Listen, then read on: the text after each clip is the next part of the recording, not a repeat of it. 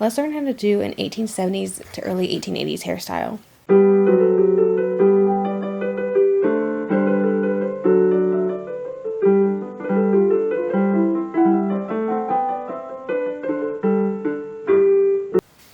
Good day everyone, I'm Caitlin and I teach old-fashioned sewing skills on this channel, and today we're going to work on a hairstyling video for the bustle era. So I came up with this hairstyle, actually I didn't really come up with it. It is from an illustration from 1873. And you can see that both I and the lady in the illustration do have fairly long hair. I have much longer hair than she does. You can see her hair is only about bra strap length. Mine, of course, is a little bit longer. But also, if you have even shorter hair, I'm going to share some tips on how to achieve this hairstyle as well. So this is me at Fort Concho in San Angelo, Texas. We had an 1882 event, so I figured in 1870s more. And throughout the natural form period, you still kind of see these types of hairstyles. So I knew it was still appropriate. And you're going to see me make use of some fake hair as well. And if you have super short hair, you probably need to do this too.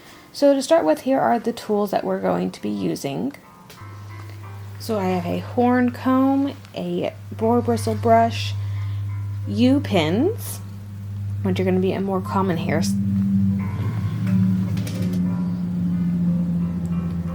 Because as far as I can tell, bobby pins have not been invented yet.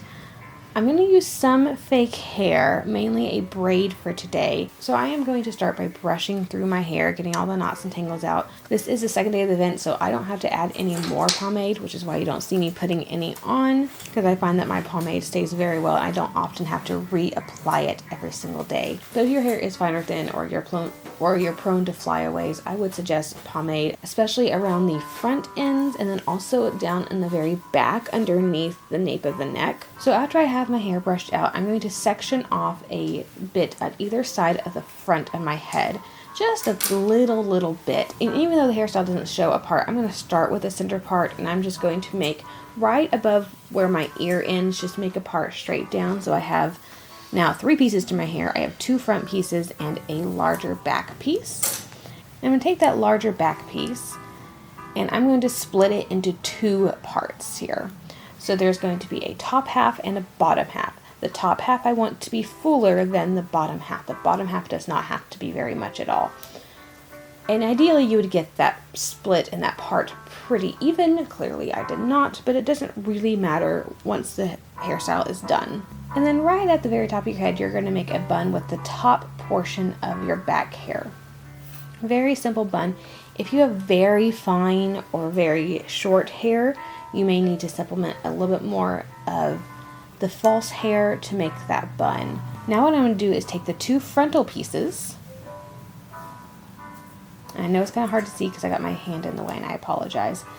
But what I'm going to do is I'm going to brush it out to where that center part is gone. So I'm going to take those 2 front pieces and I'm going to turn them into a single front piece that goes over the front of my head. And I'm going to twist that part and make it into basically another bun that just sits on top of the first bun. So we are now stacking our buns, essentially. Now it appears that the ideal for this is to not have a super tight frontal hair bit. You seem to want a little bit more flowiness to it. My hair doesn't like to do that part, because if I do, my center part shows, which it already is kind of doing. So if you can kind of loosen those front pieces a little bit to not make it so stark, that's what I would do. Now we're going to place in our false hair. If you have super thick, long hair, what you can do instead of making that second bun on top of that first bun, you can braid those frontal 2 pieces and make a braid that goes around the first bun. My hair does not do that. My hair is not thick enough to get that nice, beautiful braid when I already am using other bits of my hair for other portions of the hairstyle. So I need a fake braid for this. And I just use Connectulon braiding hair that I can buy on Amazon in close to my color, and close to my hair color-ish. And I made it just long enough to go around my bun. Super simple, so all I have to do is pin it in. Now for that last little back piece, we're going to take it, fold it up, because what you're doing here is hiding the joins where the fake braid is. You can see in the original illustration that she has it pulled up over the braid, or in her case it was actually not even a 3-piece braid, it was a 2-piece twisty bit to the false hair, which you can absolutely do instead of a braid if you would desire. And with this little piece, I'm going to tuck the ends sort of underneath the braid. And I really wish I had gotten a close-up footage of this as well. I should have filmed my hair. I did the same hairstyle for 2 days, and I should have filmed it both days, getting different angles, and I just didn't think about it. So again, I apologize for that. So I hope this makes sense. Hopefully with the video and the illustration together, you can kind of figure out how I did it. And as long as your hair is at least shoulder length, meaning it's going to go over the braid and you can tuck the ends to hide them, then your hair is probably long enough for this hairstyle, because everything else you can use false hair. It's not that big of a deal, even if you have to put some pieces in ponytails and then put a false bun or something over top of that. I make buns all the time that are hollow on the inside to kind of hide my real hair, and I can put the big, beautiful false bun over top of it. And that is absolutely an option if you're interested in how to do that sort of thing. It's an 1830s video, but I do have a video on me making a couple of hair buns out of braids, out of false braids, where there is a hollow inside to hide your own bun if it's just not looking full like you want it to look. So again, all you really need for this hairstyle, as long as your hair will go over the bun and you can tuck ends in, your hair is long enough for this. And longer hair you have, it's just the less false hair you're going to need. Also, the thicker your hair is, the less false hair you are going to need. So this is my go-to mid to late 1870s to very early 1880s, natural form hairstyle. It just seems to work for me. It's really easy to do. It does seem to stay in all day long, and it's just a great overall hairstyle that I really enjoy doing, and it's, again, very simple and neat. And although there's a lot of different parts to it, because you do have to part your hair several times, it's not as complicated as it looks when it's done. And like most bustle era hairstyles, it always looks far more difficult and intricate and complicated than it really is when you get into the nitty-gritty parts. They had some ways to make hairstyles look very complicated and eye-catching, and when you really get into it, they're really not as complicated as you would think.